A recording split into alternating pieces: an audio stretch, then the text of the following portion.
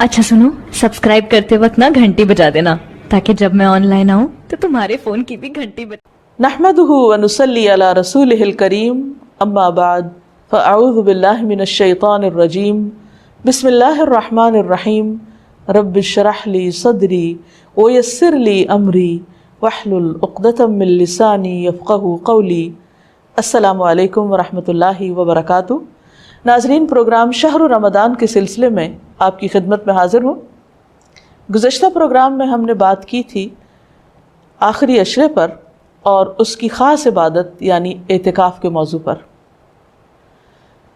आखिरी अशरे की एक और ख़ास खुसूसियत ये है कि उसमें एक ऐसी रात है जो 1000 महीनों से ज़्यादा बेहतर है, यानी उस रात का अमल 1000 महीनों की इबादत से ज़्यादा बेहतरीन अमल है। यानी एक शख्स अगर 1000 महीने इबादत करता रहे और दूसरी तरफ उसको अगर ये रात नसीब हो जाए तो उसकी खुशकिस्मती के क्या कहने, क्योंकि इस एक रात में वो जो कुछ करेगा वो उसकी उस सारी इबादत से ज़्यादा अफजल होगा।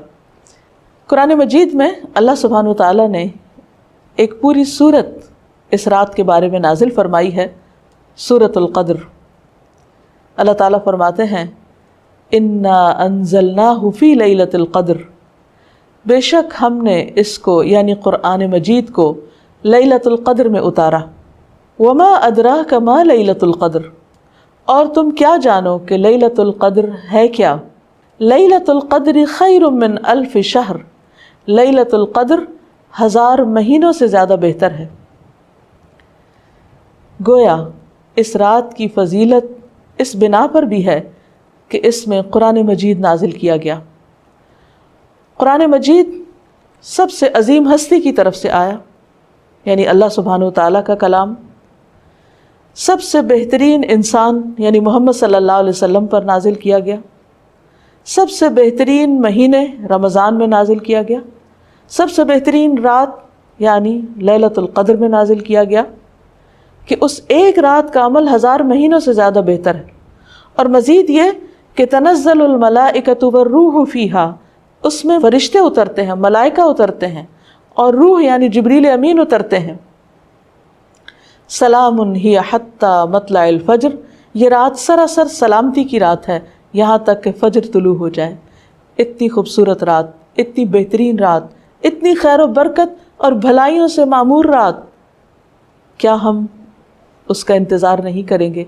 क्या हम उसको पाने की कोशिश नहीं करेंगे और उसके लिए मज़ीद तलब और तड़प बढ़ाएंगे नहीं? खुशकिस्मत है वो जो इस रात की भलाई पा गया और बदकिस्मत है वो जो इस रात की खैर से महरूम रह गया। इसलिए हमें आज से ही इस बात का तहैया कर लेना चाहिए कि इंशाअल्लाह हम आखिरी अशरे की सब रातों में इबादत करेंगे और पिछले 2 अशरों की निस्बत ज़्यादा करेंगे ताकि हम इस रात में नेक अमल करके अपने नामा अमाल को बेहतर बना सकें।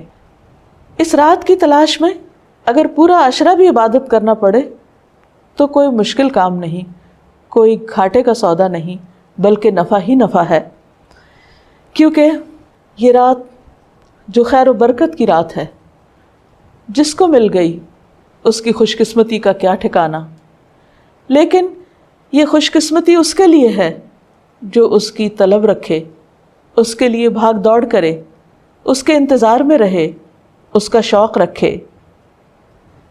ये रात जिसमें फ़रिश्ते उतरते हैं, इसके बारे में नबी सल्लल्लाहु अलैहि वसल्लम ने मज़ीद वज़ाहत की। फरमाया, हज़रत अबू हुरैरा से रिवायत है कि इन्नल मलाइकत तिलकल लैलति फ़िल अर्दि अक्सर मिन अददिल हसा, बिलाशुबा इस रात को ज़मीन में फ़रिश्तों की तादाद कंकरियों से भी ज़्यादा होती है।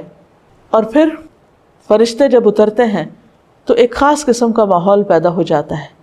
हर तरफ नेकी का दौर दौरा होता है, एक ख़ास रूह होती है इस रात में। इसलिए हम सबको इससे भरपूर फ़ायदा उठाना है, क्योंकि एक अच्छा अमल 1000 माह के अमल से बेहतर है। हज़रत अनस से रिवायत है कि रमज़ान आया तो रसूलुल्लाह सल्लल्लाहु अलैहि वसल्लम ने फरमाया, इन्ना हाज़ा शहर क़द हदरकुम व फ़ीही लैलतुन खैरुम मिन अल्फ़ शहर, मन हुरिमहा फ़क़द हुरिमल खैर कुल्लह ولا يحرم خيرها الا محروم، کہ لوگو یہ مہینہ جو تم پر آیا ہے اس میں ایک ایسی رات ہے جو 1000 مہینوں سے بہتر ہے، جو شخص اس سے محروم رہا وہ ہر بھلائی سے محروم رہا۔ اس رات کی سعادت سے صرف بد نصیب ہی کو محروم کیا جاتا ہے، یعنی حقیقی معنوں میں بد نصیب وہ ہے جو اس رات کی عبادت سے محروم رہے، اس رات کی خیر سے محروم رہے۔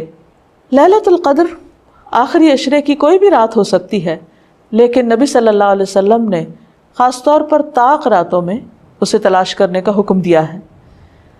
ابن عمر کہتے ہیں کہ رسول اللہ صلی اللہ علیہ وسلم نے فرمایا التمسوها في العشر الأواخر يعني ليلة القدر فإن ضعف أحدكم أو عجز فلا يغلبن على السبع البواقي۔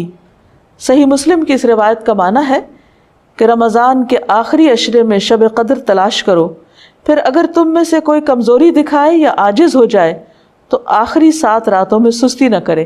یعنی نبی صلی اللہ علیہ وسلم نے اس کو اور شارٹ لسٹ کر دیا، پہلے 10 راتوں کا بتایا، پھر آخری 7 راتوں کی طرف توجہ دلائی۔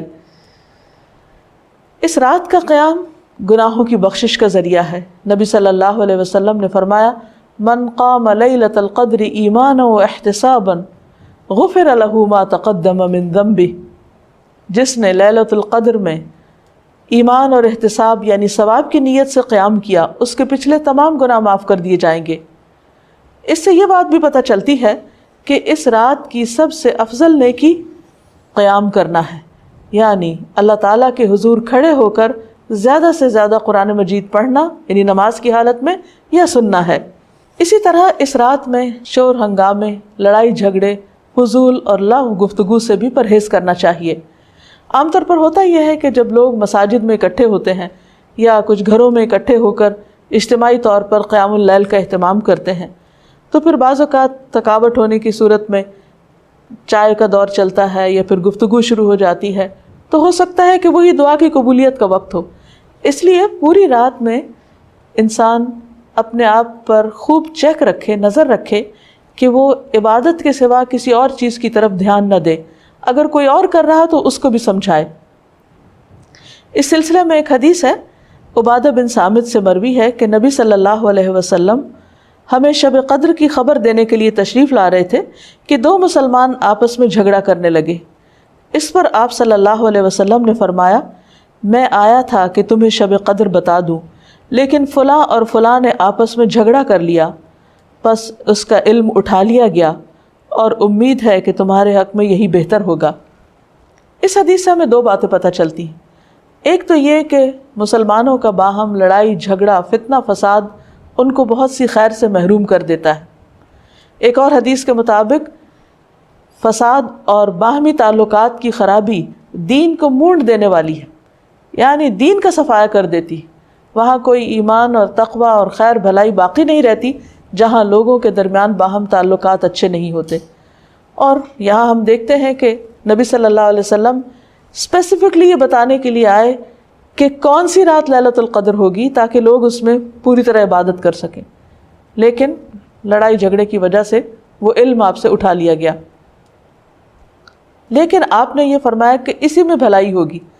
اس سے ہمیں ایک اور بات بھی پتہ چلتی، اور وہ یہ کہ نبی صلی اللہ علیہ وسلم انتہا درجے کی مثبت سوچ رکھتے تھے۔ وہ ہر اس موقع پر جہاں کوئی شخص پریشان ہو کر کام چھوڑ سکتا ہے یا ڈپریشن میں جا سکتا ہے، آپ اس موقع پر بھی ہمیشہ یہی بتاتے کہ اس میں بھی بھلائی ہے، اس میں بھی خیر ہے۔ اور ہم اگر غور کریں تو خیر نظر بھی آتی ہے۔ وہ یہ کہ اگر ہمیں یہ پتہ ہوتا کہ فلاں ایک رات لیلۃ القدر ہے، مثلاً بعض لوگ جیسے کہتے ہیں 27ویں کی رات یا کوئی اور رات، تو پھر ہم صرف عبادت اسی رات میں کرتے۔ اب چونکہ پتہ نہیں کہ کون سی رات ہے تو اس ایک رات کو تلاش کرنے کے لیے ہم اور بھی بہت سی راتوں میں عبادت کر لیتے ہیں، جو یقینی طور پر ثواب اور اجر کا کام ہے۔ لیلۃ القدر اگرچہ یہ نہیں پتہ چلتا کہ کون سی رات ہے، لیکن اس کی کچھ علامات ہمیں بتائی گئی ہیں۔ وہ علامات کیا ہیں؟ احادیث کی روشنی میں دیکھیے، نبی صلی اللہ علیہ وسلم نے فرمایا شب قدر کی صبح کو سورج کے بلند ہونے تک اس کی شعاع نہیں ہوتی، وہ ایسے ہوتا ہے جیسے تھالی، یعنی سورج نظر تو آتا ہے لیکن اس کی شعائیں نہیں نظر آتی، یعنی سورج کا رنگ ایک طرح سے مختلف ہوتا ہے۔ ایک اور روایت میں آتا ہے، حضرت ابو ہریرہ سے روایت ہے کہ ہم نے رسول اللہ صلی اللہ علیہ وسلم کے پاس شب قدر کا ذکر کیا تو آپ نے فرمایا تم میں سے کون اسے یاد رکھتا ہے؟ اس میں جب چاند نکلتا ہے تو ایسا ہوتا ہے جیسے بڑے تھال کا کنارہ، یعنی اس کو بھی آپ نے تھال سے تشبیہ دی، لیکن کنارہ اس لیے کہ آخری راتوں میں چاند پورا نہیں رہتا، ایک کنارے کی طرح رہ جاتا ہے۔ اسی طرح ابن عباس سے مروی ہے کہ رسول اللہ صلی اللہ علیہ وسلم نے فرمایا شب قدر آسان اور معتدل رات ہے جس میں نہ گرمی ہوتی ہے اور نہ سردی۔ اس صبح کا سورج اس طرح طلوع ہوتا ہے کہ اس کی سرخی مدھم ہوتی ہے، یعنی سورج کی ایک نشانی بتائی گئی، لیکن ظاہر ہے کہ وہ تو جب رات گزر جاتی ہے پھر ہی نظر آتا ہے، اس لیے اس پر نہیں رہنا چاہیے کہ فلاں رات تھی یا فلاں رات تھی، توجہ اس پہ رہنی چاہیے کہ ہمیں ہر رات سے کس طرح فائدہ اٹھانا ہے۔ ایک اور روایت میں آتا ہے، حضرت زر سے روایت ہے، انہوں نے کہا کہ میں نے ابی ابن کعب کو یہ فرماتے ہوئے سنا، ان سے کہا گیا کہ حضرت عبداللہ بن مسعود فرماتے ہیں کہ جو آدمی سارا سال قیام کرے وہ لیلۃ القدر کو پہنچ گیا۔ حضرت ابی فرمانے لگے کہ اللہ کی قسم جس کے سوا کوئی معبود نہیں، وہ شب قدر رمضان میں ہے۔ وہ یقین کے ساتھ قسم کھاتے ہیں، اللہ کی قسم بے شک میں جانتا ہوں وہ کون سی رات ہے۔ یہ وہی رات ہے جس میں اللہ کے رسول صلی اللہ علیہ وسلم نے ہمیں قیام کا حکم دیا۔ اس رات کی صبح 27 تاریخ تھی اور اس کی علامت یہ تھی کہ سورج طلوع ہوا تو اس کی سفیدی میں شعاع نہ تھی، اور یہ ہو سکتا ہے کہ اس سال 27ویں رات ہو، لیکن یہ ضروری نہیں کہ صرف 27ویں رات ہی شب قدر ہو۔ ام المومنین حضرت عائشہ کہتی ہیں کہ میں نے پوچھا اے اللہ کے رسول صلی اللہ علیہ وسلم، اگر میں شب قدر پالوں تو اس میں کیا کہوں، یعنی کون سی خاص دعا مانگوں؟ آپ نے فرمایا کہو اللہم انک عفو کریم تحب العفو فاعف عنی، اے اللہ تو معاف کرنے والا ہے، کرم فرمانے والا ہے، معاف کرنے کو پسند کرتا ہے، پس تو مجھے معاف کر دے۔ اس سے یہ پتہ چلتا ہے کہ اس رات بھی زیادہ سے زیادہ اللہ سبحانہ وتعالیٰ سے بخشش کی دعا کرنی چاہیے، معافی اور درگزر کی دعا کرنی چاہیے۔ اس کے علاوہ انسان قرآن مجید کی تلاوت کر سکتا ہے، اگر خواتین نماز نہ پڑھ سکیں تو ذکر اذکار کر سکتی ہیں، تسبیحات کر سکتی ہیں، اپنی غلطیوں کی معافی مانگ سکتے ہیں ہم سب، کیونکہ اللہ تعالیٰ بندے کی توبہ سے خوش ہوتے ہیں۔ ایک حدیث میں آتا ہے کہ نبی صلی اللہ علیہ وسلم نے فرمایا ایک آدمی گناہ کرتا ہے پھر کہتا ہے کہ اے اللہ میرا گناہ معاف کر دے، تو اللہ تعالیٰ فرماتا ہے کہ میرے بندے نے گناہ کا کام کیا اور اسے علم ہے کہ اس کا کوئی رب بھی ہے جو گناہوں کو معاف فرماتا ہے اور ان پر مواخذہ کرتا ہے، میں نے اپنے بندے کو معاف کر دیا۔ یعنی اللہ تعالیٰ اس بات سے خوش ہوتے ہیں کہ بندہ اللہ تعالیٰ سے معافی کی دعا مانگے۔ پھر اللہ تعالیٰ بخشش کا وعدہ بھی کرتے ہیں۔ رسول اللہ صلی اللہ علیہ وسلم نے فرمایا کہ شیطان نے اللہ عز و جل سے کہا مجھے تیری عزت اور جلال کی قسم، میں تیرے بندوں کو اس وقت تک گمراہ کرتا رہوں گا جب تک ان کے جسم میں روح رہے گی، یعنی جب تک وہ فوت نہیں ہو جاتے۔ اور اللہ تعالیٰ نے فرمایا مجھے اپنی عزت اور جلال کی قسم، جب تک وہ مجھ سے معافی مانگتے رہیں گے میں بھی انہیں معاف کرتا رہوں گا۔ یعنی اللہ تعالیٰ کو معاف کرنا پسند ہے، اس لیے خصوصی طور پر لیلۃ القدر میں اپنے گناہوں کی معافی مانگنی چاہیے، کیونکہ اس میں قبولیت کی گھڑیاں ہوتی ہیں۔ اور استغفار کا فائدہ یہ بھی ہے کہ انسان عذاب سے محفوظ رہتا ہے۔ قرآن مجید میں آتا ہے کہ اللہ تعالیٰ ان کو عذاب نہیں دیں گے جب تک وہ استغفار کرتے رہیں گے۔ کوئی بھی انسان یا قوم اپنی کوتاہیوں، غفلتوں، گناہوں کی وجہ سے اللہ تعالیٰ کو ناراض کر دیتی ہے، لیکن اللہ تعالیٰ رب الرحیم ہیں، غفور الرحیم ہیں، وہ اپنے بندوں کو معاف کر دیتے ہیں۔ لہٰذا اس موقع پر ہمیں انفرادی توبہ کے علاوہ اجتماعی توبہ بھی کرنی چاہیے۔ قرآن مجید میں اللہ تعالیٰ فرماتے ہیں وَتُوبُوا إِلَى اللَّهِ جَمِيعًا أَيُّهَا الْمُؤْمِنُونَ، اے مومنو سب مل کر اللہ سے توبہ کرو، اللہ تعالیٰ معاف فرمانے والا ہے، خواہ انسان کے گناہ آسمان کی بلندیوں تک ہی کیوں نہ پہنچ جائیں۔ اور آپ صلی اللہ علیہ وسلم نے یہ بھی فرمایا کہ جو آدمی یہ بات پسند کرتا ہے کہ اس کا اعمال نامہ اسے خوش کر دے تو وہ کثرت سے استغفار کیا کرے۔ ایک اور روایت میں آتا ہے خوشخبری ہے اس کے لیے جو اپنے نامہ اعمال میں بکثرت استغفار پائے۔ اللہ تعالیٰ سے دعا ہے کہ اللہ تعالیٰ ہمیں یہ رات نصیب فرمائے اور ہمارے گناہوں کی بخشش فرما دے اور اپنی رحمتوں کا نزول ہم سب پر کرے۔ کرنا خوبصورت ترین کاموں میں سے ایک کام ہے، بہترین عبادات میں سے ایک عبادت ہے۔ قرآن پاک میں اللہ تعالیٰ اس کے بارے میں فرماتے ہیں وَلَذِكْرُ اللَّهِ أَكْبَرُ، اور اللہ کا ذکر بہت بڑا کام ہے، بہت اچھا کام ہے۔ حقیقت یہ ہے کہ انسان جس چیز سے محبت کرتا ہے اس کو ضرور یاد کرتا ہے، اس کا ذکر کرتا ہے، دل ہی دل میں بھی اور زبان سے بھی، کیونکہ جس چیز کی محبت انسان کے دل میں ہوتی ہے وہ چیز زبان پر آ کر رہتی ہے۔ یہ ہو نہیں سکتا کہ ہم اللہ تعالیٰ سے محبت کرتے ہوں، دل میں اس کو یاد کرتے ہوں، پھر زبان سے اس کا ذکر کرنا بھول جائیں۔ ذکر الہی تو بندہ مومن کی زندگی میں غیر محسوس طریقے سے شامل ہو جاتا ہے، اس کی اس طرح عادت ہو جاتی ہے کہ انسان اٹھتے بیٹھتے چلتے پھرتے تنہائی میں سب کے بیچ میں بیٹھ کر اپنے رب کو یاد کرتا رہتا ہے، دل ہی دل میں یا زیر لب وہ اپنے رب کو کسی حال میں بھی نہیں بھولتا۔ اور بھولے بھی کیوں؟ اس لیے کہ اس کی ذات پر رب کے احسانات ہر ایک سے بڑھ کر ہیں، اس کی نگاہیں ہر طرف رب کے کمالات دیکھتی ہیں، وہ ہر طرف رب کی نعمتوں کو دیکھ کر سرشار ہوتا رہتا ہے۔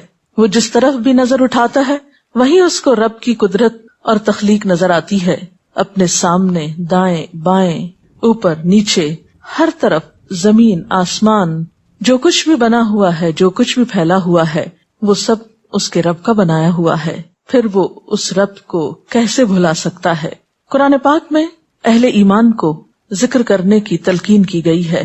اللہ سبحانہ وتعالیٰ فرماتے ہیں فَاذْكُرُونِي أَذْكُرْكُمْ، تم مجھے یاد کرو، تم میرا ذکر کرو، میں تمہیں یاد کروں گا۔ ایک اور جگہ پر فرمایا وَاذْكُرْ رَبَّكَ فِي نَفْسِكَ تَضَرُّعًا وَخِيفَةً وَدُونَ الْجَهْرِ مِنَ الْقَوْلِ بِالْغُدُوِّ وَالْآصَالِ وَلَا تَكُن مِّنَ الْغَافِلِينَ، اور اپنے پروردگار کو دل ہی دل میں عاجزی اور خوف کے ساتھ اور آہستہ آواز سے صبح و شام یاد کرتے رہو اور دیکھنا غافل نہ ہونا، یعنی رب کی یاد سے کبھی بھی غفلت اختیار نہ کرنا۔ ایک اور جگہ پر فرمایا وَاذْكُرُوا اللَّهَ كَثِيرًا لَعَلَّكُمْ تُفْلِحُونَ، اور اللہ کا ذکر کرو کثرت کے ساتھ، بہت زیادہ۔ کیوں؟ لَعَلَّكُمْ تُفْلِحُونَ، تاکہ تم فلاح پاؤ، کامیاب ہو جاؤ۔ اس سے پتہ چلتا ہے کہ اللہ تعالیٰ کو یاد کرنا کامیابی کی علامت ہے، اللہ کے ذکر میں کامیابی کی ضمانت ہے۔ مومن مردوں اور عورتوں کی صفت قرآن پاک میں یہی بیان کی گئی ہے کہ وہ بہت زیادہ اللہ کا ذکر کرنے والے ہوتے ہیں۔ سورۃ الاحزاب میں آتا ہے وَالذَّاكِرِينَ اللَّهَ كَثِيرًا وَالذَّاكِرَاتِ، اور اللہ کا ذکر کرنے والے مرد اور اللہ کا ذکر کرنے والی عورتیں جو کثرت سے اللہ کا ذکر کرتے ہیں۔ کثیرن اعد اللہ لہم مغفرۃ واجرا عظیما، اللہ نے ان کے لیے بخشش اور بہت بڑے اجر کا وعدہ کر رکھا ہے۔ اور پھر یہ کہ ذکر کرنے کے لیے کوئی خاص وقت مقرر نہیں، انسان ہر حال میں ذکر کر سکتا ہے، ہر وقت میں ذکر کر سکتا ہے۔ نبی صلی اللہ علیہ وسلم کے بارے میں آتا ہے کان یذکر اللہ فی کل احیانہ، آپ ہر وقت میں یعنی ہر قسم کے وقت میں، یعنی دن میں یا رات میں، صبح میں یا شام میں اللہ کا ذکر کیا کرتے تھے۔ حدیث پاک میں آتا ہے، حضرت ابو موسیٰ اشعری سے روایت ہے مثل الذی یذکر ربہ والذی لا یذکرہ مثل الحی والمیت، رواہ البخاری۔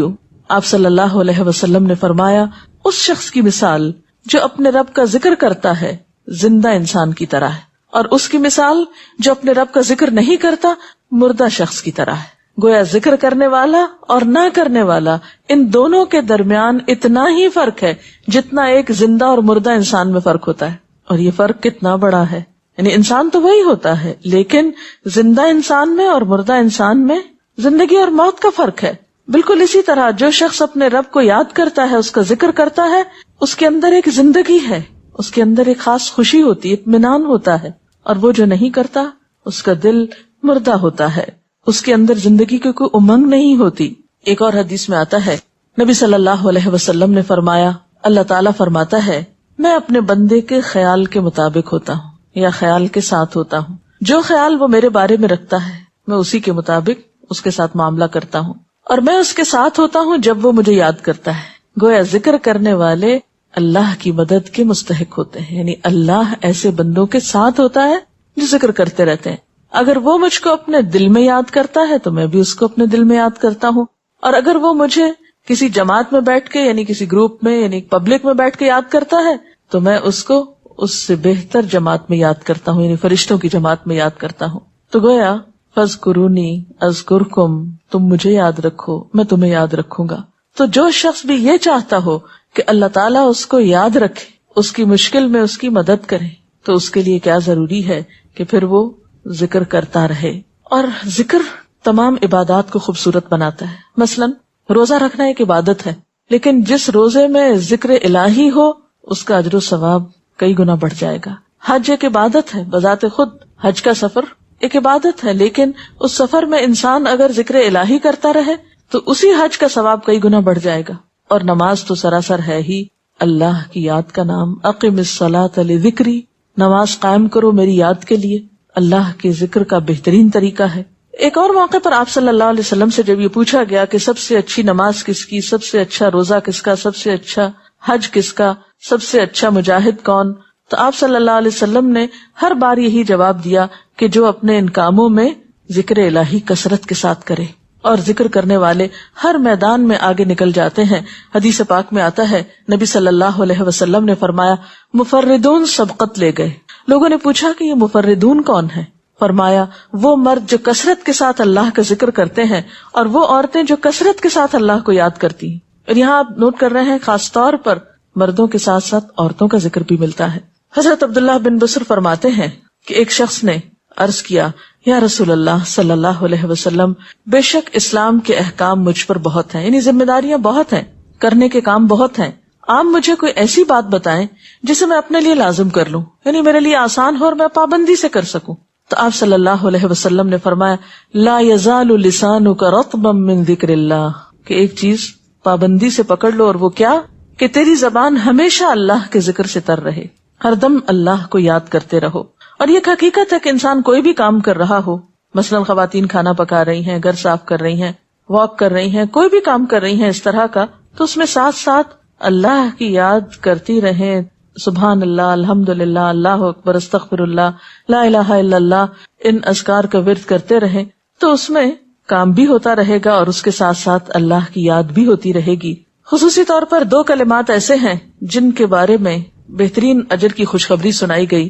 آپ صلی اللہ علیہ وسلم نے فرمایا کلمتان, 2 کلمات ایسے ہیں خفیفتان علی اللسان, جو زبان پہ بہت ہلکے ہیں, یعنی پڑھنے میں کچھ مشکل نہیں. ثقیلتان فی المیزان, میزان میں بہت بھاری ہیں. حبیبتان الی الرحمن, رحمان کو بہت محبوب ہیں, اور وہ کیا ہیں؟ سبحان اللہ و بحمدہ, سبحان اللہ العظیم. چلتے پھرتے, اٹھتے بیٹھتے, کام کاج کرتے, تسبیح پڑھتے رہنا, ذکر کرتے رہنا انسان کے دل کو جہاں اطمینان بخشتا ہے وہاں اس کے کام کو آسان بھی کر دیتا ہے, اور اللہ کی مدد بھی ساتھ ہوتی ہے. اور قرآن پاک میں ایسے لوگوں کے لیے خوشخبری ہے, الا بذکر اللہ تطمئن القلوب, سنو اللہ کے ذکر سے دلوں کو اطمینان ہوتا ہے. اور ویسے بھی میزان میں بہت بھاری نیکی ہے. ایک حدیث میں آتا ہے کہ رسول اللہ صلی اللہ علیہ وسلم نے لوگوں سے پوچھا کیا میں تمہیں نہ بتاؤں کہ تمہارے اعمال میں سب سے اچھا عمل, سب سے پاکیزہ اور تمہارے درجات کو سب سے زیادہ بڑھانے والا, اور جو تمہارے لیے سونے چاندی کے خرچ کرنے سے زیادہ بہتر ہو, اور اس سے بھی بہتر ہو کہ تم اپنے دشمنوں سے ملو, ان کی گردنیں تم مارو اور وہ تمہاری گردنیں مارے, تو کیا ایسا عمل نہ تمہیں بتاؤں؟ صحابہ نے عرض کیا ضرور یا رسول اللہ صلی اللہ علیہ وسلم, ہمیں ایسا عمل بتائیے. تو آپ نے فرمایا وہ اللہ کا ذکر ہے, یعنی تمام اعمال میں وہ سبقت لے جاتا ہے. اسی طرح ایک اور حدیث میں ہے رسول اللہ صلی اللہ علیہ وسلم نے فرمایا کہ جب بھی کچھ لوگ بیٹھتے ہیں اور وہ اللہ کا ذکر کرتے ہیں, یعنی کسی مجلس میں اکٹھے ہو کر بیٹھتے ہیں, تو اللہ کی رحمت ان کو ڈھانپ لیتی, ان پر سکینت نازل ہوتی ہے, اللہ تعالیٰ ان کا اپنے ہاں ذکر کرتے ہیں. گویا اکیلے بھی ذکر کیا جا سکتا ہے اور کسی مجلس میں اکٹھے بیٹھ کر بھی, پھر اسی طرح صبح و شام بھی, جیسا کہ قرآن پاک میں آتا ہے وَسَبِّحْ بِحَمْدِ رَبِّكَ قَبْلَ طُلُوعِ الشَّمْسِ وَقَبْلَ غُرُوبِهَا, اپنے رب کی تسبیح بیان کرو سورج نکلنے سے پہلے اور اس کے غروب ہونے سے پہلے. ایک اور جگہ پر آتا ہے وَسَبِّحْ بِحَمْدِ رَبِّكَ بِالْعَشِيِّ وَالْإِبْكَارِ, اپنے رب کی حمد و ثنا بیان کرو عشی کے وقت یعنی عصر کے وقت, والابکار اور صبح کے وقت. عشی کا لفظ جو ہے یہ زوال شمس سے غروب شمس کے درمیانی وقت کو کہتے ہیں. پھر اسی طرح انبیاء علیہ السلام کے بارے میں ہم دیکھتے ہیں حضرت داؤد علیہ السلام بہت خوبصورت آواز سے بہت خوبصورت انداز میں اللہ تعالیٰ کا ذکر کیا کرتے تھے.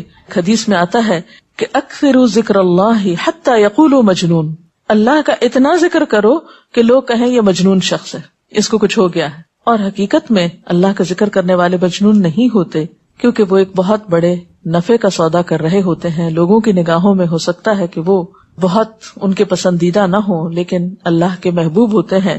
نبی صلی اللہ علیہ وسلم نے ایسے لوگوں کے بارے میں بہت خوشخبریاں دی ہیں، اور سب سے بڑی خوشخبری کیا ہے کہ خود اللہ تعالیٰ کا تقرب انسان کو حاصل ہوتا ہے، انسان کے گناہوں کا کفارہ ہوتا رہتا ہے. اور بعض اذکار جو بظاہر تو بہت معمولی نظر آتے ہیں، لیکن ان کا اجر و ثواب اتنا ہے کہ انسان حیران ہوتا ہے کہ اتنے کم کلمات کے بدلے اتنا بڑا ثواب. جیسے نبی صلی اللہ علیہ وسلم نے فرمایا کہ الحمدللہ کہنا میزان کو بھر دیتا ہے.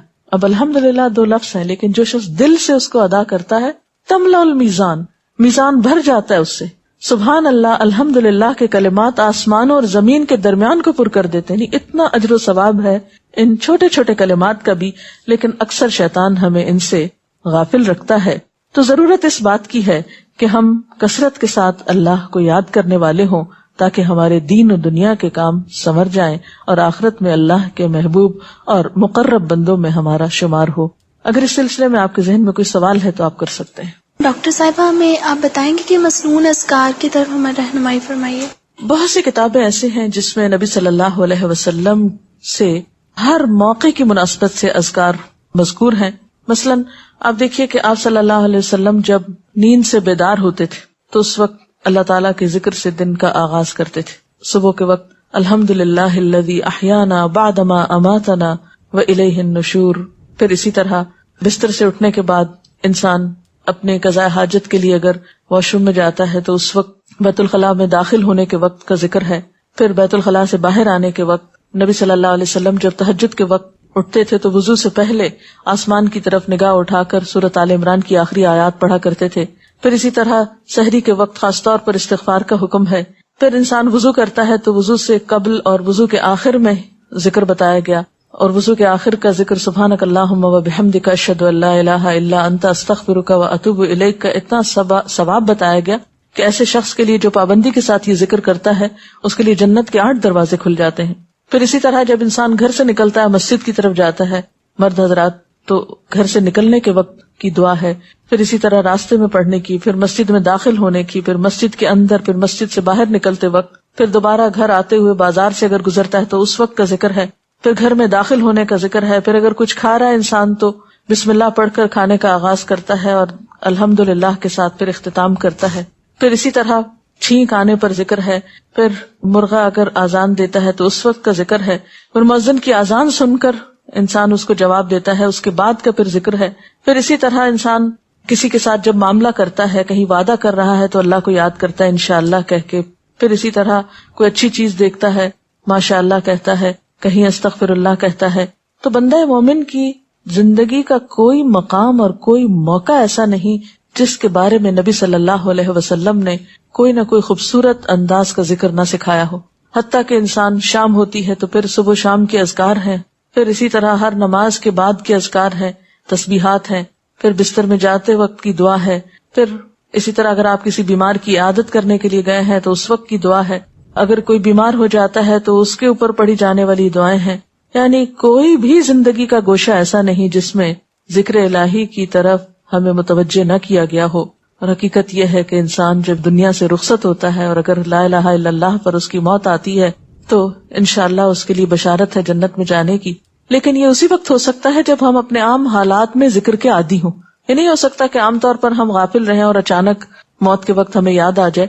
اور بات یہ ہے کہ جس خیر پر انسان دنیا سے رخصت ہوتا ہے اسی پر پھر قیامت کے دن اٹھایا جائے گا. اس لیے ذکر کو اپنی عادت میں شامل کر لینا چاہیے. ذکر اور دعا میں کیا فرق ہے؟ کیا دعا بھی ذکر میں شامل ہے یا ذکر اور دعا 2 مختلف چیزیں ہیں؟ ذکر اور دعا دونوں ایک ہی چیزیں ہیں. ذکر کا مطلب ہے اللہ کو یاد کرنا. بعض اوقات انسان صرف دل میں یاد کرتا ہے، زبان سے نہیں بھی دہراتا تو وہ بھی ذکر شمار ہوتا ہے. بعض اوقات انسان کوئی مسنون کلمات کہتا ہے. بعض اوقات اللہ تعالیٰ کی تعریف اپنی زبان میں بیان کرنا، یہ بھی ایک طرح سے ذکر کرنا ہوتا ہے. اور دعا میں خاص طور پر کسی چیز کا مطالبہ کیا جاتا ہے، یہ کچھ مانگا جاتا ہے اللہ تعالیٰ سے. یعنی ہر دعا ذکر ہے لیکن ہر ذکر دعا نہیں ہوتی. ذکر کی کئی قسمیں ہیں جن میں سے ایک دعا بھی ہے. کیا ذکر کے لیے ہر وقت باوضو رہنا ضروری ہے؟ ذکر کے لیے ہر وقت باوضو رہنے کی شرط نہیں ہے. قرآن پاک میں اللہ تعالیٰ فرماتے ہیں الذین یذکرون اللہ قیاما وقعودا وعلی جنوبہم ویتفکرون فی خلق السماوات والارض ربنا ما خلقت ھذا باطلا سبحانک فقنا عذاب النار. وہ لوگ جو اللہ کو یاد کرتے رہتے ہیں کھڑے ہو کر، بیٹھ کر، لیٹ کر، اپنے پہلوؤں پر، اور کائنات میں غور و فکر کرتے رہتے ہیں، کہتے ہیں کہ پاک ہے تو اے ہمارے رب، ہمیں آگ کے عذاب سے بچا. تو اس سے یہ پتہ چلتا ہے کہ انسان بیٹھ کر، چلتے پھرتے اور لیٹ کر بھی اللہ کو یاد کر سکتا ہے. اب لیٹنے کی حالت ایسی جس میں سونا بھی شامل ہے، تو سوتے ہوئے اگر انسان ڈر جائے یا کوئی برا خواب ہے تو اس وقت بھی مسنون ذکر موجود ہے. یعنی اس وقت بھی نبی صلی اللہ علیہ وسلم نے دعا مانگنے کا طریقہ بتایا کہ اب کیا پڑھو تاکہ تم اس خواب کے خوف سے، اگر کوئی ناپسندیدہ خواب ہے تو اس سے باہر آ جاؤ. تو اب آپ دیکھیں کہ سو کر تو وضو باقی نہیں رہتا، اور اگر اللہ کی یاد کے ساتھ ہر وقت باوضو ہونے کی شرط ہوتی تو پھر تو شاید ہی کوئی ذکر کر سکتا ہر وقت، کیونکہ ایک مشکل کام ہے. وضو نماز کے لیے شرط ہے، نماز وضو کے بغیر نہیں ہوتی، لیکن ذکر آپ وضو کے بغیر کر سکتے ہیں، اور اس میں درود شریف بھی شامل ہے، آیت کریمہ بھی شامل ہے. ہاں افضل ہے اگر آپ کو توفیق اللہ نے دی کہ آپ وضو کے ساتھ ہیں اور وضو کے ساتھ ذکر کریں، لیکن اگر باوضو نہیں ہے تو ذکر سے آپ کو کوئی چیز روک نہیں سکتی، الا یہ کہ آپ بیت الخلاء میں ہیں، اس وقت ذکر نہیں کرنا چاہیے. ادروائز آپ عام روٹین کے نارمل کاموں میں اللہ تعالیٰ کو یاد کر سکتے ہیں، خواہ وضو سے ہوں یا بغیر وضو کے ہوں. قرآن پاک جو ہم پڑھ رہے ہوتے ہیں تو کیا ضروری ہے کہ ہم بہت پراپرلی بیٹھ کر پڑھیں، یا ہم ٹیک لگا کے، یا ہم اپنے بستر پہ بھی پڑھ سکتے ہیں؟ افضل تو یہی ہے، پسندیدہ یہی ہے کہ انسان با ادب بیٹھے. لیکن اگر آپ قرآن پاک کا کچھ حصہ زبانی یاد کیے ہوئے ہیں، کچھ صورتیں ایسی آپ کو آتی ہیں اور آپ چلتے پھرتے ان کی دہرائی کرنا چاہتے ہیں تو ایسا بھی کر سکتے ہیں.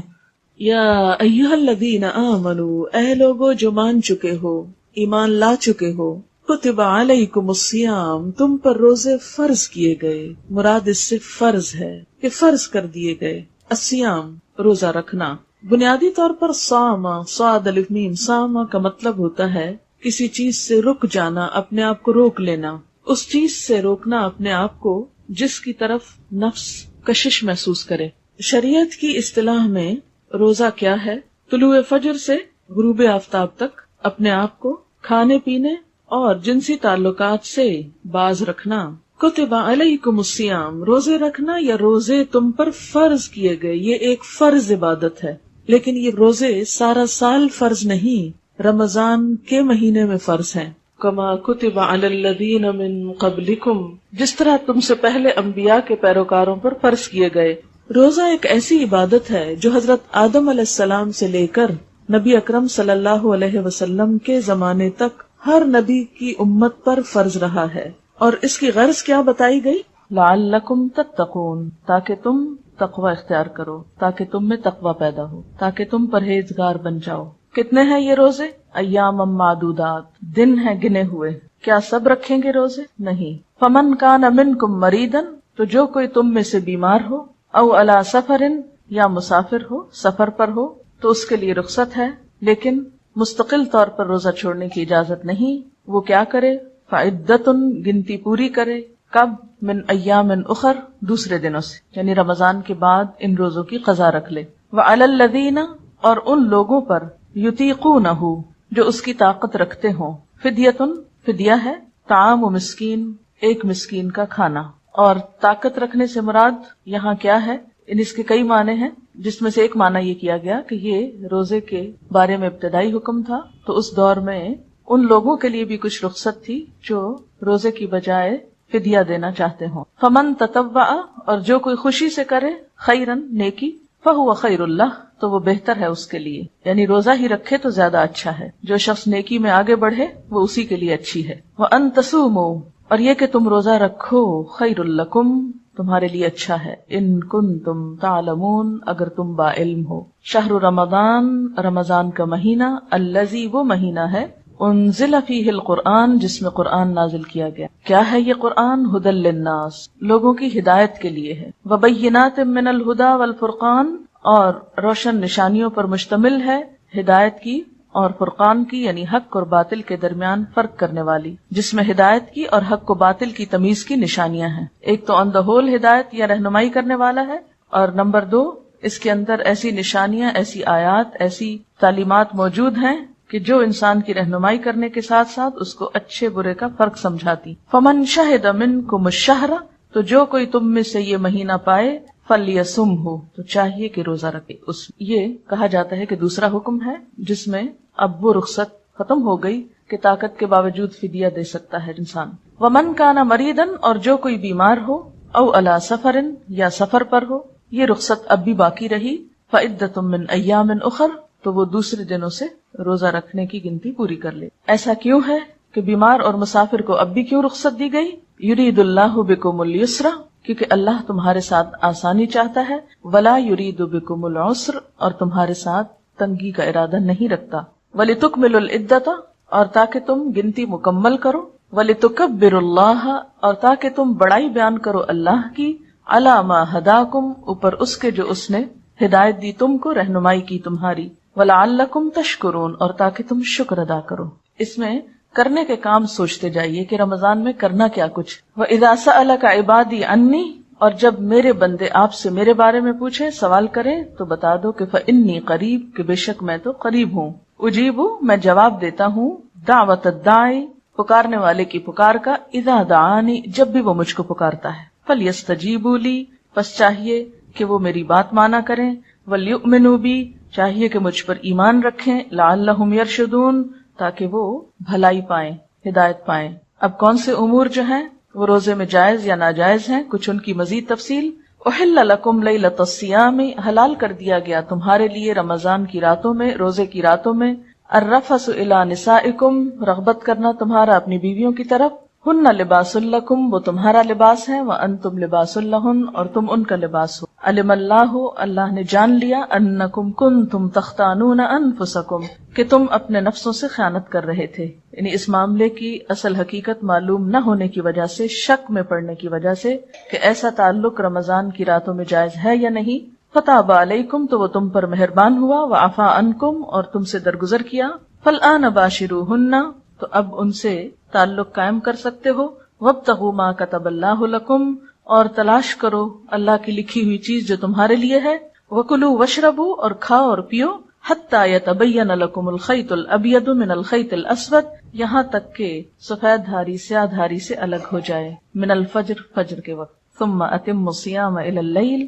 پھر پورا کرو روزے کو رات تک، ولا تباشروہن، اور ان سے مباشرت نہ کرو، وانتم عاکفون فی المساجد، اس حالت میں کہ تم اعتکاف کر رہے ہو مسجدوں میں، تلک حدود اللہ، یہ اللہ کی حدود ہیں، فلا تقربوها، ان کے قریب بھی مت جاؤ، کذالک یبین اللہ آیاتہ للناس، اسی طرح اللہ تعالیٰ بیان کرتے ہیں لوگوں کے لیے اپنی آیات، اپنے احکامات، اپنی نشانیاں، لعلہم یتقون، تاکہ وہ تقوی اختیار کریں۔ اور کیا نہ کرو، ولا تأکلوا اموالکم بینکم بالباطل، اور اپنے مال آپس میں باطل طریقے سے مت کھاؤ، وتدلوا بها الی الحکام، اور نہ حاکموں کی طرف کھینچ لے جاؤ، لتأکلوا فریقا من اموال الناس بالاسم وانتم تعلمون، تاکہ تم ایک لوگوں کے مالوں کا کچھ حصہ کھا سکو گناہ کے ساتھ، حالانکہ تم جانتے ہو۔ اس میں ایک چیز پر آپ غور کیجئے کہ جو پہلی آیت ہے لعلکم تتقون، اس کا اینڈ بھی لعلکم تتقون پہ ہو رہا ہے، اور جہاں روزے کے احکامات ختم ہو رہے ہیں آیت نمبر 187 پہ، وہاں پر بھی آپ دیکھیے کہ آیت کا اختتام کہاں ہو رہا ہے، لعلہم یتقون۔ تو روزے کا اصل مقصود پھر کیا ہے؟ تقوی، یعنی اس ساری ایکٹیویٹی سے جو بھی رمضان میں ہوگی، جن جن احکامات پر عمل کریں گے، ہم جو کچھ کریں گے، جو کچھ چھوڑیں گے، ان سب کا جو نچوڑ ہے یا خلاصہ ہے، یہ جو چیز ہم کو لینا ہے وہ تقوی ہے۔ تو یہ تو ہمارا گول ہو گیا، ایم ہو گیا ہمارا۔ اس کے لیے کرنے کے کام کیا کیا ہے؟ نمبر 1 تو روزہ رکھنا ہے، کیونکہ پہلی آیت میں کہا گیا کتب علیکم الصیام، اور پھر وَأَن تَصُومُوا خَيْرٌ لَكُمْ، اور پھر تاکیدی حکم فَلْيَصُمْهُ۔ نمبر 1 روزہ رکھنا، جس کی دلیل کیا کیا ہے، اس کو بے شک اپنی کتاب پہ انڈر لائن کر لیں یا جیسے بھی آپ لکھنا چاہیں۔ تو کتب علیکم الصیام وَأَن تَصُومُوا خَيْرٌ لَكُمْ اور فَلْيَصُمْهُ۔ اس کے بعد آیت 185 میں شہر رمضان الذی انزل فیہ القرآن، رمضان وہ مہینہ جس میں قرآن نازل کیا گیا۔ روزہ رکھنے کے بعد دوسرا عمل قرآن کے ساتھ تعلق، اگرچہ ساری زندگی مومن کا تعلق رہتا ہے، لیکن خاص طور پر ان آیات کے ریفرنس سے قرآن سے تعلق اور رمضان کے حوالے سے یہاں پر قرآن پاک کے اتارنے کا اصل مقصد کیا بتایا گیا ہے کہ یہ ہے کیا؟ ہدی للناس. کیا ہے؟ ہدی للناس. کیا ہے؟ کیا معنی ہے ہدی للناس؟ ہدایت ہے انسانوں کے لیے، ساری انسانیت کے لیے. للناس تو وہ کون ہے؟ للناس وہ کہاں رہتے ہیں جن کے لیے یہ ہدایت ہے؟ وہ ہم خود بھی ہیں اور ہمارے آس پاس کے لوگ بھی. تو قرآن پاک کے ساتھ ایسا تعلق کہ اس کی رہنمائی سے ہم خود بھی فائدہ اٹھائیں اور ہمارے آس پاس بھی اٹھائیں. وبینات من الہدی والفرقان. اور پھر یہ رہنمائی ایسی ہو کہ قرآن پاک کے اندر تلاش کیا کرنا ہے. نمبر 1 وہ نشانیاں، وہ اہم چیزیں، یعنی ساری کتاب رہنمائی ہے، لیکن پھر بینات. بینہ کیا ہوتا ہے؟ نشانی، روشن نشانی، یعنی وہ آیات اور وہ احکامات خاص طور پر جس سے ہمیں ایک رہنمائی نصیب ہو. اور کس چیز کے بارے میں خصوصی توجہ؟ والفرقان، فرقان پر، حق و باطل، اچھے برے، حلال حرام، جائز ناجائز میں تمیز. اس کو خود اپنے پہ بھی دوبارہ واضح کریں اور دوسرے لوگوں پر بھی. اب یہ کام کیسے ہو سکتا ہے؟ اسی صورت میں ہو سکتا ہے جب ہم اس مہینے میں خود بھی سمجھ کر پڑھیں اور دوسروں کو بھی. تو کرنے کے کاموں کی لسٹ میں یعنی تقویٰ جو ہے یہ گول ہے، اس کو تو بالکل سینٹر میں رکھیں یا سب سے اوپر رکھیں. اور کرنے کے کام میں نمبر 1 روزہ رکھنا، اور پھر قرآن پاک سے تعلق، پھر یہ کہ اس کے نیچے کیسا تعلق، ہدی للناس لکھ لیں. اور پھر اس کے بعد ہے یرید اللہ بکم اليسر ولا یرید بکم العسر ولتکملوا العدہ، تاکہ گنتی پوری کرو. اس سے پتہ چلتا ہے کہ ہمیں خاص طور پر روزے کے بارے میں جو احکامات ہیں، یعنی فقہی احکامات ہیں، ان کو بھی دوبارہ سے دہرانا ہے. سب خصوصاً آپ دیکھیں کہ ہمارے معاشرے میں آہستہ آہستہ یہ چیز بہت اہم ہوتی جا رہی ہے کہ لوگ پہلے نماز نہیں بھی پڑھتے تھے، روزہ ضرور رکھتے تھے، لیکن اب روزہ نہ رکھنے والے بھی پیدا ہوتے جا رہے ہیں اور اس کے لیے کئی طرح کے جواز پیش کرتے ہیں. اور خصوصاً خواتین میں یہ مشکل ہے کہ روزہ رکھتے تو ہیں لیکن اگر اس میں سے کچھ چھٹ جاتے ہیں تو ان کی گنتی پوری کرنے میں سستی اور کوتاہی، اس کی طرف توجہ نہیں. بہت سی خواتین پوچھتی ہیں نا کہ یہ ہم نے خود جان کے تو نہیں چھوڑے روزے، جو شرعی عذر کی وجہ سے چھوڑے جاتے ہیں. تو یہ جو قرآن کا حکم ہے وَلِتُکْمِلُوا الْعِدَّةَ، یہ بہت ضروری ہے. یعنی روزہ ایک ایسا فرض ہے جس کی گنتی پوری کرنا ضروری ہے. اگر رمضان میں نہیں تو بعد میں. تو مریض کے احکام کیا ہیں، مسافر کے احکام کیا ہیں، اور اس کے علاوہ دوسرے لوگ جو کسی وجہ سے روزہ چھوڑیں، مثلاً خواتین کے احکام خاص طور پر کیا ہیں، اس کے بارے میں علم ہونا اور دوسروں کو بھی اس کے بارے میں بتانا. اگلا حکم یعنی اب کرنے کے کاموں میں کیا آ گیا؟ جو چھوٹے چھوٹے کام ہیں مزید، تکملوا العدہ. نمبر 2 وَلِتُكَبِّرُوا اللَّهَ، اللہ کی بڑائی بیان کرنا. کس پر؟ اللہ کی بڑائی بیان کرنا کس پر، کس بات پر؟ آگے پڑھیں نا آیت کو، دیکھیں نا.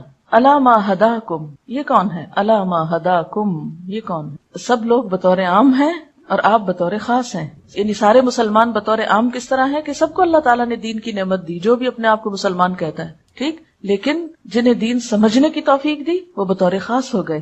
اور کیا کرنا ہے؟ وَلَعَلَّكُمْ تشکرون، شکر ادا کر. اب اس کے طریقے کیا ہوں گے؟ تکمل العدہ تو پتہ چل گیا، تو کبر اللہ اور تشکرون کیسے ہوگا، اس کا طریقہ کیا ہوگا، یہ بھی بعد میں ڈسکس کرتے ہیں، ٹھیک ہے. یعنی عملی طریقے اور پریکٹیکل چیزیں جو ہیں وہ بعد میں ابھی آتی. اگلا کام کیا کرنا ہے؟ وَإِذَا سَأَلَكَ عِبَادِي أَنِّي فَإِنِّي قَرِيبٌ أُجِيبُ الدَّعْوَةَ الدَّاعِ إِذَا دَعَانِ. خاص طور پر دعاؤں کا اہتمام رمضان میں. قبولیت کے اوقات عام دنوں کے مقابلے میں زیادہ بڑھ جاتے ہیں. جیسے سحری کے وقت دعاؤں کی قبولیت کا وقت ہوتا ہے، روزے کی حالت میں آپ حالت عبادت میں ہیں، دعاؤں کی قبولیت کا وقت ہے، اور افطار کے وقت خاص طور پر، پھر رات کو تراویح میں قرآن سننے کے بعد. تو یہ سارے مواقع جو ہیں قبولیت دعا کے ہیں، اس لیے دعاؤں کا خاص طور پر اہتمام. یعنی عام دنوں میں بھی جو دعائیں مانگتے ہیں تو اس میں ذرا سی اور کثرت یا حسب استطاعت کثرت مواقع سے فائدہ اٹھانا.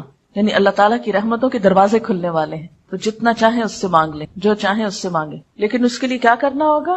وَلْيَسْتَجِيبُوا لِي، یہ بھی تو میری بات مانا کریں. وَلْيُؤْمِنُوا بِي لَعَلَّهُمْ يَرْشُدُونَ. پھر اس کے بعد آپ دیکھیے مزید کچھ فقہی احکام ہیں. اب دیکھیے کہ گول کیا تھا؟ تقویٰ.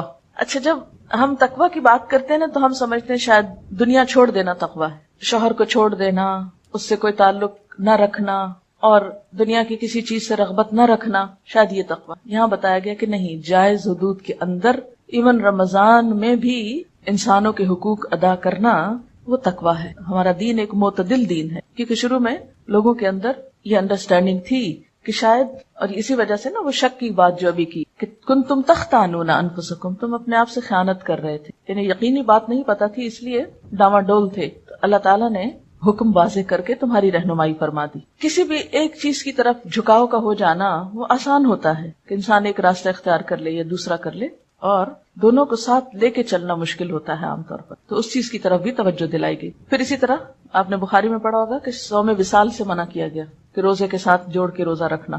اسی لیے کلو وشربو، کھاؤ پیو، یعنی افطار کے بعد کھانا، سحری کے وقت کھانا. اور سحری کے وقت کھانے کا جو حکم ہے اس کے بارے میں آپ کچھ احادیث آپ کو معلوم ہو کہ اس وقت کھانا جو ہے وہ باعث برکت ہے، باعث رحمت ہے، اس کی طرف توجہ دلائے گی. خواہ ایک دودھ کا گھونٹ ہی کیوں نہ ہو، لیکن سحری کھانا جو ہے وہ ضروری. تو اور رمضان میں کرنے کا کام پھر کیا ہوا؟ ازدواجی معاملات اور کھانے پینے کے معاملات میں رہنمائی، یعنی اللہ تعالیٰ کی رہنمائی. اور کھانے پینے کے معاملات میں مزید تھوڑی سی بات کی کہ کیسی خوراک، یعنی دنیا کے اعتبار سے بھی ذرا سوچ لیں کہ اپنا وقت بچانے کے لیے کیا پکائیں گے، اور عبادتوں میں یکسوئی کے لیے کیا پکائیں گے. نہ اس میں بالکل ہی ایسی خوراک ہو کہ جس سے اتنی کمزوری لاحق ہو جائے کہ روزہ ہی نہ رکھ سکیں اور آپ کہیں کہ میں تو تقویٰ کے حصول کے لیے فاقہ کشی کر رہی ہوں. تو روزہ رکھنا فاقہ کشی کرنے کا نام نہیں ہے. اور اسی طرح نہ اتنا زیادہ کھانے پکانے کی طرف توجہ ہو کہ تراویح نہ پڑھی جا سکے، یا یہ ہے کہ صبح نماز کے بعد قرآن کی طرف توجہ نہ دی جا سکے. تو اس چیز کی طرف بھی فوڈ مینجمنٹ جو ہے اس پہ بھی تھوڑی سی بات. اور اس کے اوقات پھر بتا دیے گئے کہ کب تک یہ حتی یتبین لکم الخیط الابیض من الخیط الاسود من الفجر. اگلا کام کیا کرنے کا ہے؟ قیام اللیل، یعنی رات کی تراویح کی نماز جو ہے. پھر مزید اعتکاف، جن کو اللہ تعالیٰ نصیب کرے، جن کے اوپر اور ذمہ داریاں کم ہوں، جیسے بچے چھوٹے یا گھر پر کوئی بیمار یا بزرگ یا کوئی ایسا جس کی خدمت مطلوب ہو، تو اگر وہ ہے تو اس کی خدمت ہی عبادت ہے. لیکن اگر کوئی ایسی ذمہ داری خاص نہیں ہے تو پھر اعتکاف کی طرف بھی توجہ. اور اس کے بعد اگرچہ یہ رمضان کے احکامات میں سے نہیں ہے لیکن اس سے ملحق ہے. ملحق کا کیا مطلب ہے؟ جڑا ہوا ہے. اس کے فوراً بعد آیا کہ اللہ کے حکم سے اگر حلال کھانا چھوڑتے ہو تو حرام بھی چھوڑ دو. رزق حرام کو چھوڑ کر رزق حلال کے لیے دعائیں بھی، کوشش بھی، اور اس کی طرف توجہ بھی. اس کے علاوہ مزید جو باتیں ہمیں پتہ چلتی ہیں احادیث سے وہ ہے کہ صدقہ خیرات، اور اس میں روزہ افطار کرانے سے لے کر اپنے گھر والوں کو کھلانے پلانے میں فراخ دلی کا ثبوت دینے سے لے کر ہمسایوں کی خبرگیری، اور پھر نیکی اور خیر کے مختلف کاموں میں حصہ لینے سے لے کر پوری دنیا کے مسلمانوں کو اس موقع پہ یاد رکھنا جہاں جہاں ضرورت ہو. یعنی وہ تمام چیزیں خصوصی طور پر اس مہینے میں توجہ کے قابل ہیں. فی الوقت تو یہی چیزیں ذہن میں تھی. اب اس کو تھوڑا سا مزید دیکھتے ہیں کہ مختلف کام کس طرح کرنا ہے. اب اس میں آپ کو بھی میں شریک کروں گی کہ آپ بھی اپنے اپنے مشورے دیں.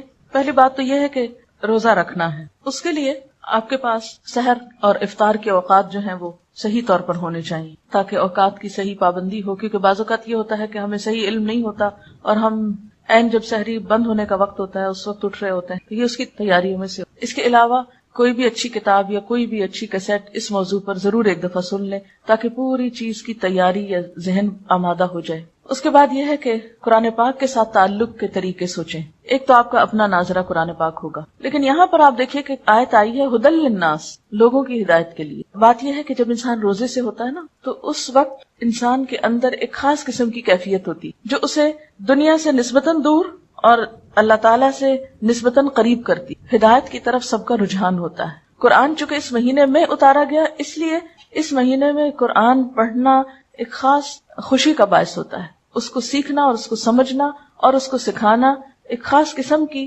کیفیت انسان کے اندر پیدا کرتا ہے جو قرآن پاک روزے کی حالت میں پڑھا یا پڑھایا جاتا ہے. تو یہاں پر آپ دیکھیے کہ صاف طور پر لکھا گیا ہے کہ یہ کتاب انسانیت کی ہدایت کے لیے. لیکن انسانیت تک اس کتاب کی ہدایت کس وقت جائے گی؟ اسی وقت جائے گی کہ جب قرآن کے جاننے والے اس علم کو دوسروں تک پہنچائیں گے کسی بھی طریقے سے، خواہ کتاب دے کر، خواہ پڑھ کے سنا کر، خواہ کسی بھی اور طریقے سے. لیکن رمضان کے موقع پر جبکہ دوسرے لوگوں کا بھی رجحان قرآن پاک کی طرف ہوتا ہے تو ان کے قرآن کی محبت کو اصل حکم کی طرف پھیر دی کہ وہ اس سے ہدایت حاصل کریں. اس کے لیے آپ کیا کر سکتے ہیں کہ اپنے اپنے گھر میں، اپنے اپنے علاقوں میں، اگر آپ کسی اسکول میں جا سکتے ہیں تو اسکول میں، کسی کلب میں، کسی بھی جگہ جہاں پر لوگ اکٹھے ہوں وہاں پر آپ اس چیز کا اہتمام کر سکتے ہیں کہ مل جل کر قرآن پاک پڑھیں. اس کے لیے ضروری نہیں کہ آپ مفسر قرآن ہی ہوں تو آپ یہ کام کر سکتے ہیں.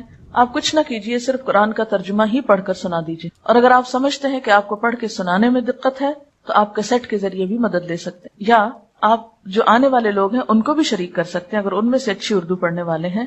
یا آپ یوں بھی کر سکتے ہیں کہ قرآن پاک کی جیسے تلاوت ایک رکوع کی سنی ہے پھر اس کے بعد اس کا ترجمہ جیسے ابھی آپ کو سنائی گئی، ایک کیسٹ پلیئر آپ کے پاس ہو، آپ کیا کریں، नाजरा कुरान पाक के सेट्स आपके पास कैसेट की शक्ल में मौजूद हों। अल्हम्दुलिल्लाह ये अभी जो किरात आपने सुनी है ये भी तैयार कराई गई है, मुहैसनी का सेट तैयार हो चुका है, अजमी का मौजूद है, शातरी का मौजूद है। तो इनमें से आप कोई भी एक लेकर कुरान पाक, तो आप क्या कर सकते हैं, लोगों को, घर वालों को, रिश्तेदारों को, अजीजों को, दोस्तों को बिठा के उन्हें सबके कुरान पाक खुलवाएं, कैसेट ऑन करें, वो अपना अपने उंगली रख के उसकी तिलावत सुने। जब रुकू हो जाए कैसेट बंद कर दें, फिर आप क्या करें, उसका तर्जुमा उनको पढ़ के सुना दें, फिर ऑन कर लें। बेशक अपने पास से एक लफ्ज ऐड ना करें, डजेंट मैटर। यानी अगर आप ये समझते हैं कि अभी आप बहुत तफसीर करने के काबिल नहीं हैं, बहुत आप ज्यादा बोल नहीं सकते, या अभी आप बहुत सी चीजों पे घबराते हैं बात करने से, तो सबको आप बताइए कि मैं भी सुन रही हूँ, आप भी सुन, फिर ऑन कीजिए, फिर वो सब सुने, फिर तर्जुमा आप पढ़ के सुनाइए, फिर इसी तरह। और अगर आप उससे आगे बढ़ सकते हैं तो आप क्या कर, ये एक तरीका बता रही हूँ, ये मैं ये नहीं कह रही कि यही एक तरीका जो आपको फॉलो करना है, ये मुख्तलिफ ऑप्शंस आपको दे रही हूँ कि कुछ न कुछ आप जरूर कर सकते हैं।